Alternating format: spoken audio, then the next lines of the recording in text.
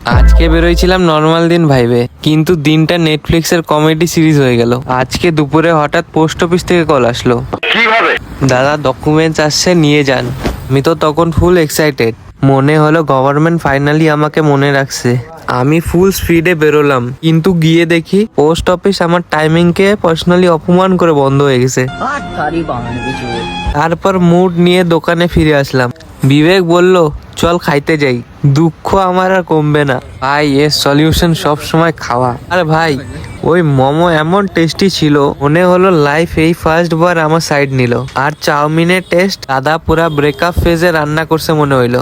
আর দাদা একদম মজাকি মানুষ ছিল, যাওয়ার সময় এমন বাই বাই দিল যেন আমি কোনো কাস্টমার না, দুবাই থেকে ছুটিতে আসা কোনো রিলেটিভ। আজকের দিনটা পুরো র্যান্ডম ছিল, কিন্তু র্যান্ডম দিনগুলোই পুরো বেস্ট মেমোরি দিয়ে যায়। চলো আজকের মতো এখানে এন্ড করি, কাল আবার নতুন প্রবলেম নিয়ে দেখা হবে।